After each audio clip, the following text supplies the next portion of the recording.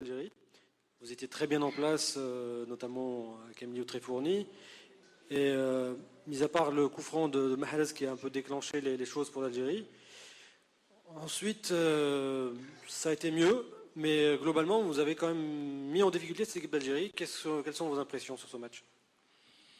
J'aurais souhaité faire le match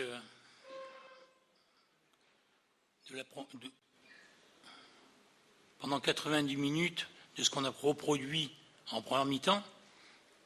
Nous étions bien structurés. Nous sommes créés une ou deux occasions où on a manqué un petit peu de qualité. Parce qu'on s'est bien rendu compte que la qualité aussi de l'Algérie, c'est l'efficacité. Hein. Il n'en faut pas 2-3 hein, pour mettre une balle au fond. La première occasion qui se présente, qui est véritablement une situation pour concrétiser, ils savent le faire. Nous, on n'a pas su le faire. On a bien contenu cette équipe en première mi-temps, on était bien structuré. Et puis en deuxième mi-temps, je pense que les erreurs que j'ai vues à ce niveau-là, j'en ai vu rarement que l'on a faites. Vraiment, ce deuxième but, on fait une faute alors que le garçon est dos au but, il est face à la tribune, il n'y a rien pour avoir un danger, et puis on lui fait une faute. On sait très bien qu'ils ont un jeu de tête extraordinaire. Donc on leur donne la possibilité. Ça fait déjà un deuxième coup de pied arrêté où il marque le deuxième but. Parce que le premier aussi, je pense que mon gardien de but est placé d'une façon un petit peu trop timide. Et puis derrière, on avait bien vu que cette équipe d'Algérie, quand elle pénétrait dans les 25 derniers mètres, elle provoquait les défenseurs adverses. On savait qu'elle recherchait des fautes, et ce qui est normal, puisqu'ils ont une qualité de coup de pied arrêté, et on l'a bien payé cher ce soir. Malheureusement, on commet une faute encore stupide avec ce pénalty. Le quatrième, on le marque contre notre camp. Qu'est-ce que vous voulez qu'on espère de plus dans un match quand on fait des fautes de ce calibre-là? Encore plus devant l'équipe championne d'Afrique. Donc cette deuxième mi-temps, pour moi, elle me laisse un goût amer parce que ça ne ressemble pas à mon équipe. Ça ne ressemble vraiment pas à mon équipe. Je pense que le déclencheur aussi, c'est quand on a pris le deuxième but, quand on a marqué le but, qu'on est revenu à 2-1, ils ont pensé que tout était possible pour eux. Alors que j'avais bien préparé autre chose, moi. Je savais très bien qu'il fallait contenir cette équipe d'Algérie pendant 30-35 minutes en deuxième mi-temps, parce qu'on ne pouvait pas lutter contre eux dans le jeu. Moi, je le savais, je vous l'ai toujours dit, avant le match. Avant le match, je vous ai dit, quand on me demandait si j'espérais quelque chose, je vous ai dit, le technicien va vous dire non. Après, le compétiteur, bien entendu, va jouer son match. Et je ne me suis pas trompé. Mais le regret que j'ai, c'est cette deuxième mi-temps. On n'a pas le droit de sortir d'un match avec des regrets de cette sorte-là. Ça n'enlève rien, le mérite de la victoire de l'Algérie. Pour moi, ce n'est pas une surprise, pas trop. Mais j'aurais voulu quand même qu'on montre notre visage, parce que ça n'a pas été le visage du Niger en deuxième mi-temps.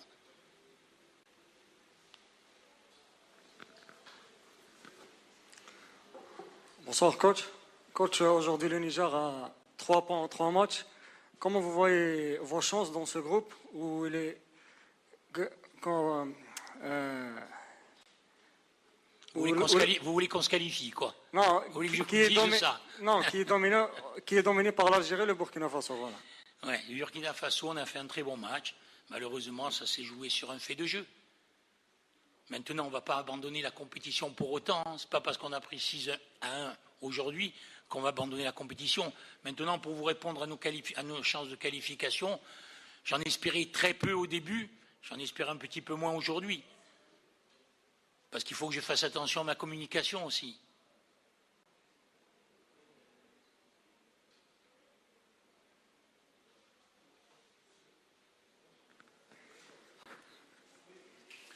Coach, bonsoir. Issaka Blaziz de la télévision nationale du Niger. On vous a vu bien débuter. Je pense que le confrère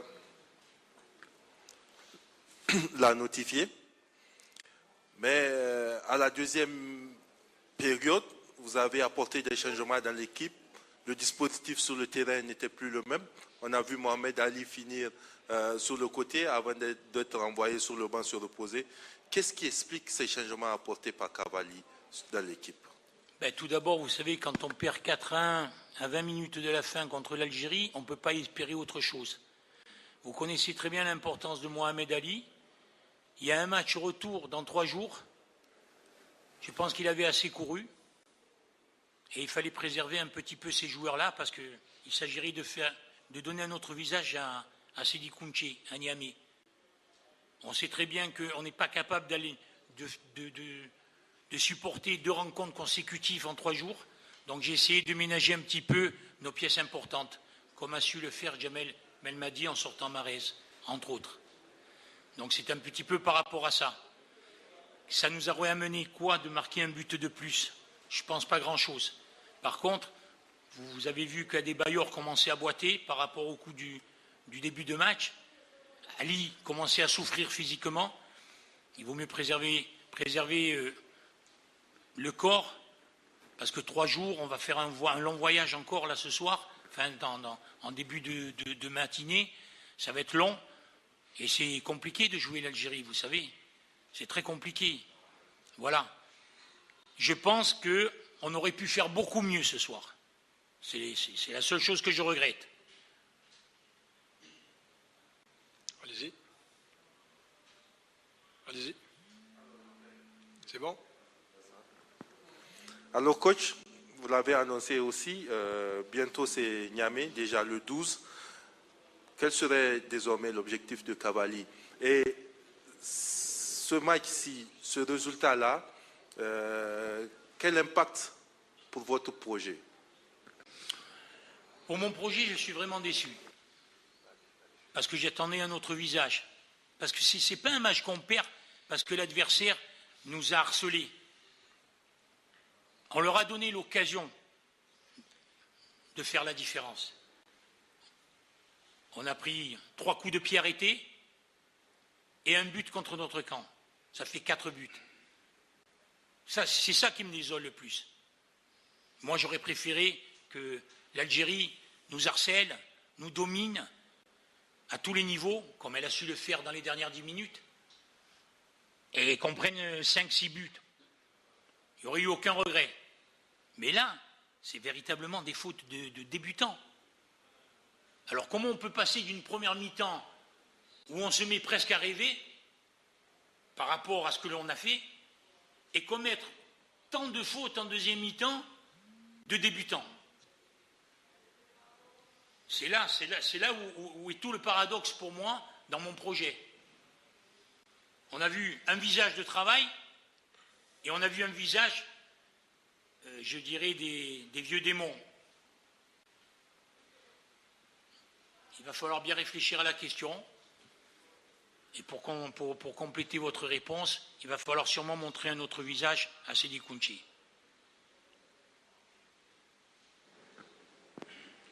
Bonjour Monsieur Cavalli, Radio France Internationale. L'Algérie a quand même, en première mi-temps, il y a eu beaucoup de pertes de balles, il y a eu beaucoup de déchets, si l'on veut. Est-ce que vous allez tenir compte de cela pour le match du 12 ? Qu'est-ce qui va changer dans votre équipe par rapport à ce que vous avez vu de l'équipe algérienne? Vous savez, c'est déjà très très très compliqué. Votre question est légitime, hein, mais c'est déjà très très très compliqué de s'occuper de la sienne, l'équipe. Je ne pense pas que je vais m'occuper de celle d'Algérie. Ce qui sera le plus important, c'est déjà de rectifier ces erreurs-là. Parce que contre des équipes de ce niveau-là, ça se paye cash. Alors déjà, à partir du moment où on arrivera à rectifier ces fautes, je pense qu'on peut avoir les moyens de donner un autre visage. Voilà. L'Algérie, vous savez, on la connaît, hein. On sait qu'elle est capable de reproduire le même match. On le sait. Dans l'efficacité, je parle. Et c'est ça le plus pénible.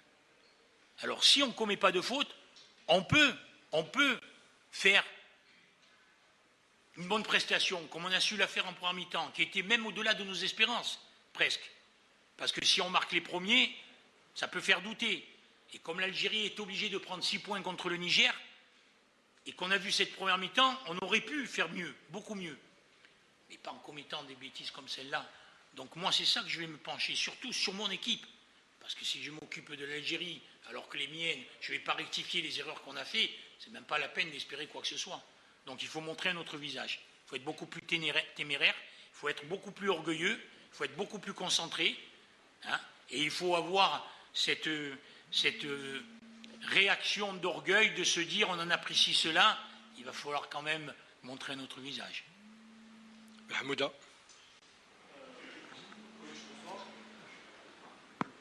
Justement, vous parliez des espérances que vous avez nourries à la première mi-temps avec le jeu proposé et les aspects positifs de cette prestation-là. Est-ce qu'elle va pas justement, est-ce que ces éléments positifs pour cette jeune génération du Niger ne vont pas servir d'apprentissage et au-delà du score, prendre ces points positifs pour avoir une forme de match référence dans le projet à long terme que vous menez avec le Niger? Merci. Mais c'est tout à fait ce que j'étais venu rechercher. Malheureusement, ça n'a duré que 45 minutes. Voilà. Mais votre question est véritablement un petit peu l'objectif que je m'étais donné. C'est que ce match nous serve à beaucoup de choses. Comme nous a servi en Algérie ce match contre l'Argentine et le Brésil. Ça a été des déclencheurs, ça a été des matchs références, c'est ce qui a permis justement de faire épanouir cette équipe-là. Et bien là, c'est ce que j'étais venu rechercher, exactement la même chose. Voilà. C'est dommage que ça a duré 45 minutes. Moi, j'aurais pu perdre, il n'y a aucun souci. En perdant, comme on a joué en première mi-temps, pour moi, ça aurait été un match référence. Abdelrani. Bonsoir, coach. Pardon. Donc, par rapport à la référence, est-ce que vous trouvez que cette prestation première mi-temps, c'est une référence pour cette équipe jeune de Niger? Et est-ce que vous trouvez que le match de mardi, par rapport aux conditions climatiques, au terrain, ça sera aussi un obstacle pour l'équipe d'Algérie, par rapport aussi aux prestations de cette première mi-temps? Votre première question, je la valide. Cette première mi-temps restera quand même une référence si on veut continuer à progresser. Il ne va pas falloir non plus occulter cette deuxième mi-temps et bien leur faire comprendre et bien leur montrer en vidéo qu'on ne peut pas jouer à ce niveau si on commet des fautes comme celle-là. Ensuite, si l'Algérie nous craint par rapport à la chaleur, je ne pense pas que ce soit un obstacle pour eux. Franchement, je ne pense pas que ce soit un obstacle pour eux. Vous vous rendez compte un petit peu la qualité de l'effectif? Ce soir, ils ont démarré l'équipe avec 4 joueurs en moins par rapport au match du Burkina Faso. Moi, je n'ai rien remarqué de plus faible. Hein. Au contraire, j'ai remarqué quelque chose de plus fort même. Il y a un réservoir et un potentiel extraordinaire aujourd'hui pour cette nation. Je pense qu'il faut avoir de l'ambition parce que vous pouvez faire quelque chose de très important pour la Coupe du Monde. Merci, bonsoir messieurs. إن الله وملائكته يصلون على النبي يا أيها الذين آمنوا صلوا عليه وسلموا تسليما. السلام عليكم. لا تنسوا الإعجاب بالفيديو والاشتراك في القناة تشجيعا لنا لنستمر بنشر المزيد إن شاء الله.